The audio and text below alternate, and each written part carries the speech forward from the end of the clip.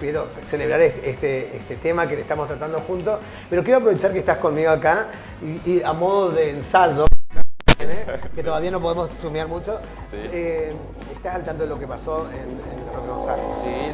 Bueno, para esto quería contactarme, con Florencia, que es una abogada, que trabaja mucho con todo lo que tiene que ver género, con diversidad, con los derechos de la mujer, con todo esto. Así que queríamos hablar con ella y pudimos establecer comunicación. Flor, ¿estás ahí? Hola, sí, Dani. Buenos días a vos, buenos días a toda la audiencia. ¿Cómo están? Bien, estaba medio triste, te dije, pucha, no vamos a poder hablar porque sé que estabas en medio de un trabajo y de una capacitación. Ay, yo pensé que no estaba al aire y me estaba metiendo a limpiar. ¿Cómo estás, Flor? ¿Todo bien? Todo bien, Dani. Sí, la verdad que estamos acá justamente en el barrio A4 dando capacitaciones desde el INADI, teniendo en cuenta, ¿no?, la importancia de poder sensibilizar respecto a estas temáticas para que sean los docentes y las docentes los que transmitan y puedan replicar estas ideas de naturalizar las violencias a los niños y niñas. Genial. Tuve el placer de hacer una entrevista que tuvo muchísima repercusión y que me encantó hacerla por lo claro. Flor, quiero tu lectura de lo que aconteció ahí en el Roque González.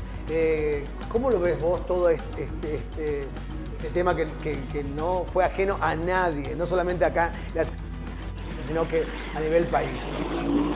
Bueno, mira, Dani, en primer lugar, antes de poder entrarnos particularmente en lo que pasó en esta institución de la ciudad, me parece importante hacer un análisis un poquito más generalizado y global, entendiendo que para que la gente entienda que nuestra sociedad se encuentra atravesada por un sistema de dominación patriarcal en donde, ¿qué pasa? Pues se posiciona a las mujeres como objetos pasivos y sumisos y a los varones encuadrados en una masculinidad hegemónica que deben demostrar fuerza, heteronormatividad, deseo sexual violento, como lo muestra incluso como lo aprenden desde la industria del porno, ¿no? Entonces, comprender desde este lugar el contexto social nos permite entender que si bien el abuso y el acoso y todas las formas de violencia no son productos solamente de las decisiones individuales de los abusadores, que claramente tienen su responsabilidad, pero los orígenes son más profundos porque justamente se encuentran enraizados, reproducidos a partir de este sistema social y cultural que permanentemente expresa los vínculos y las formas de relaciones desde ese lugar, ¿no es cierto? Entonces, primero poder entender eso. Y en ese lugar sí ya analizar la importancia que tienen las instituciones educativas, que son actores clave y necesarios para poder promover enfoques más democráticos y diversos de la sexualidad, que permita justamente a las infancias construir y desarrollar prácticas sociales equitativas y responsables. Y creo que teniendo en cuenta los hechos de acoso y violencias acaecidos en esta institución, me parece un momento muy oportuno para reflexionar y poner énfasis en la importancia y la urgencia de la implementación efectiva de la Ley de Educación Sexual Integral, ¿no? Totalmente, totalmente. A pesar de que sea un colegio religioso, el abordaje de todo lo que tenga que ver con la educación sexual es fundamental, ¿no es cierto? Exactamente. En primer lugar, entender, Dani, que cabe recordar que Misiones reglamentó en el año 2010 a través de un decreto la Ley Provincial de Educación Sexual Integral en concordancia con la Ley Nacional del año 2006. Estas normativas abarcan tanto escuelas públicas como escuelas privadas. Y entender que estas normativas son de orden público, las cuales deben ser respetadas y garantizadas en su cumplimiento. ¿Qué quiere decir esto? Que todo el debate moral, ideológico respecto al contenido quedó saldado al momento de la sanción y la promulgación de la ley. ¿Qué quiere decir? Una vez que yo tengo una ley, hay que cumplirla. No importa si yo estoy de acuerdo o no con lo que contiene, si considero que es una ideología, si considero que no va con mi perspectiva religiosa. No, entender que hay una ley que hay que hacerla cumplir. El debate fue saldado al momento de su sanción, ¿no? Entonces, entender desde ese lugar que una escuela con ESI contiene, respeta y garantiza derechos de niños y niñas y adolescentes para poder desarrollar su identidad sexual de una manera sana, libre de todo tipo de violencia y discriminación. La ESI permite el autoconocimiento y el cuidado del propio cuerpo, promueve saberes para la toma de decisiones responsables y críticas respecto a las relaciones. Entonces, desde ese lugar es necesario que como adultos nos ocupemos y preocupemos por erradicar roles y comportamientos que solo refuerzan y naturalizan situaciones de violencia y aplicar de manera efectiva la ESI. Así es. Flor, vos sabés que yo celebré mucho el hecho de que las jovencitas salgan y se hagan escuchar. Y estuve escuchando en un programa de radio que justo cuando llego a la casa de mis viejos, ellos están antes de mediodía escuchando radio, y una entrevista decía, no tiene validez lo que reclamen porque son menores de edad. ¿Cuál es tu visión con respecto a esto? Porque la persona que estaba siendo entrevistada decía, no tiene peso porque no son legalmente como personas que pueden ir a hacer un reclamo. Mirá, no sé quién habrá sido esa persona. Me encantaría nombrarlo, te juro. Es una persona que desconoce la normativa totalmente. En primer lugar, hay que saber que desde la reforma constitucional del 94 se han incorporado a nuestra normativa interna tratados internacionales que establecen los derechos de niños y niñas y adolescentes como derechos humanos fundamentales. No solamente eso, sino que tenemos una ley nacional, que es la ley 26061, que establece el derecho fundamental del niño a ser oído y escuchado. ¿Qué pasa? Se ha cambiado totalmente este paradigma en donde antes se consideraba que las niñas y los adolescentes no tenían voz, que no tenían derecho a ser escuchados, que eran propiedad de los padres y que solamente podían hacer lo que ellos decidían. Hoy por hoy hay que entender que los niños y niñas y adolescentes son sujetos de derechos, que justamente necesitan ser escuchados, que lo que pasó en esta institución da una señal de la importancia de ser contenidos, de que la voz de ellos sean escuchados. Y la realidad, en cuanto a lo que pasó con estas niñas, a mí me parece que a nivel social y cultural, más allá de la responsabilidad jurídica, ¿no?, deja en evidencia lo que venimos diciendo hace muchísimo tiempo de los movimientos feministas. Sí. No tendrán la comodidad de nuestro silencio nunca más. Las pibas se plantaron, y si hubieron 20 pibas que se sentaron, es porque hubo una instancia en previa en donde la institución hizo oídos sordos o no quiso ver o lo que estaba pasando. Entonces, dejemos de banalizar y de subestimar la voz de los niños, niñas y adolescentes, porque tienen tanto derecho como nosotros a ser escuchados. Total. Y desde ese lugar, analizar esta situación y entender que no está bueno, si bien uno dice, bueno, la verdad que celebre, festejo la valentía de las pibas, pero las pibas no tienen por qué ser valientes, las pibas tienen que ser libres de poder ir a estudiar o poder circular en la calle sin necesidad de estar pensando si van a sufrir situaciones de acoso y de violencia. Entonces, analizar también qué pasó como institución para que no se hayan dado cuenta de lo que venía pasando. Esto no es algo naturalizado, empezar a desnaturalizar, y la única forma de poder cambiar este paradigma es capacitando y sensibilizando. Yo siempre digo, el conocimiento empodera. Y si nosotros no conocemos los derechos que tenemos, no podemos exigir su cumplimiento. Y de ahí la importancia de capacitar y sensibilizar, de pensar en la actualización y en la creación de protocolos para contención y acompañamiento en situaciones de violencia dentro de las instituciones.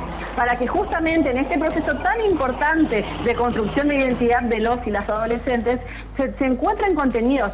Y si bien es real que la familia juega un rol fundamental, la institución es el lugar donde mayoritariamente generan su identidad y se relacionan con otras personas. Entonces no podemos solamente responsabilizar a la familia de lo que está pasando. Cada uno tiene que hacerse responsable de la parte que le toca. Y acá la solución no es tirar bajo la alfombra, sino poner en la mesa lo que está pasando y buscar la solución. Vos sabés, Flor, que estoy en presencia de Fernando, que es nuestro abogado, que justo... y dale con abogado. Vos sos la abogada del psicólogo. Soy Flor, psicólogo. Es psicóloga. Hola, Fernando. Buenos días para vos también. Justamente él aborda todos estos temas y yo pasaría horas hablando con vos porque sos tan clara, tan precisa. Y me quiero quedar con uno de los carteles que leía que decía la chica.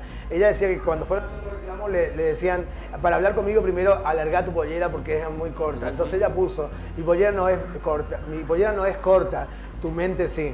Entonces, están pendientes de cosas que son tan banales y que a esta altura, ¿viste? Nadie se pone la pollera corta para que miren o es por comodidad, porque la moda te llega y porque vos te sentís cómodo así. Nadie va pensando... Pero porque aparte la vestimenta jamás puede justificar un acto de violencia. O sea, chicos, vamos a entender, no es la culpa de la ropa, es la culpa de la situación de violencia propia. Bueno, pero por ahí, Florencia, fíjate que siempre analizar mucho la adolescencia, siendo que si nos ponemos a pensar históricamente, la adolescencia es una de las etapas donde más se denuncian las cosas que están socialmente mal. En la adolescencia comienzan muchas cosas y fíjate cómo la misma sociedad machista viene a callar toda clase de producciones que se dan en la adolescencia, y es como vos misma decías, en la adolescencia donde se produce toda la cuestión de la identidad, que era justo del tema que de lo que estamos charlando hoy con Dani. Es tan importante poder nombrar esto que en estos colegios haces como si fuera que no existe, como ser una sexualidad, como ser un poder vestir libremente, empiezan a reprimir todo esto, dando no validez a esto, diciendo lo de la pollera, atacando por ser menor de edad, y cuántas otras cosas. El mismo sistema machista se encarga de constantemente a todo un movimiento que viene a denunciar todo esto socialmente, porque no es algo que se tenga por qué bancar. Fíjate que no es, yo por ahí pensaba, no es que este colegio no estaba atento, siempre estuvo atento, pero como todo colegio católico, religioso y enmarcado dentro de lo que es la heteronorma, se encarga de invisibilizar esta realidad, como muchas otras realidades que suceden dentro de instituciones como esta, como ser la de una sexualidad diversa, como ser la de vivir la sexualidad de forma libre, la identidad como cada uno quiere. Ya desde el hecho partamos de que dividan otra vez un colegio en un sistema binario, es decir, varones por acá, mujeres por acá.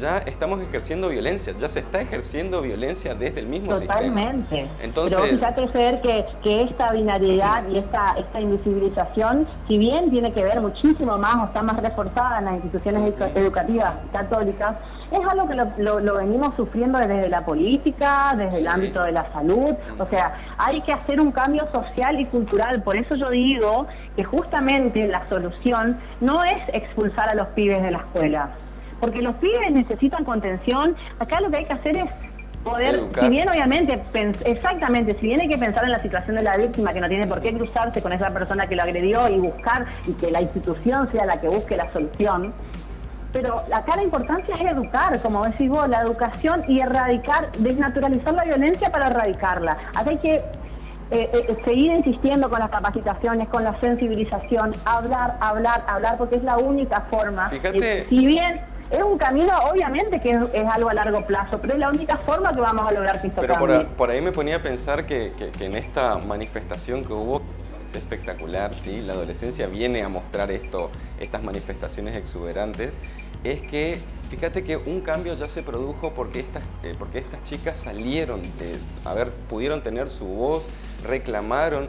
En un colegio como este, me parece que jamás se hubiese pensado que se hubiese producido un movimiento de esta manera y que haya tenido tanta repercusión, y me parece que eso también es producto del cambio social y de este educar, de este hablar, de todo esto que venimos haciendo las personas como vos, como yo, que tratamos de hablar, de empezar a desmitificar muchas creencias acerca de cómo tiene que ser o cómo tiene que verse un varón o una mujer. Creo que eso enmarca algo diferente y se produjo mediante esta manifestación. Las chicas pudieron hablar. Deja ver que hay un cambio, y el cambio justamente viene a decir, bueno, ¿saben qué? Nosotros ya no naturalizamos las situaciones de violencia, ya no nos callamos más y no queremos que esto siga así. Y esto tiene que ver muchas veces, a mí también me preguntaban el otro día, tiene que ver con gran parte también con el aporte que hacen los movimientos feministas, porque siempre está el estigma de que somos las feminazis, de que lo único que queremos hacer es imponer nuestras ideas, y fíjense cómo justamente los movimientos feministas, desde el empoderamiento hacia las mujeres, genera reacciones como estas, en donde las pibas ven y dicen, ¿por qué me tengo que seguir actualizando este tipo de situaciones?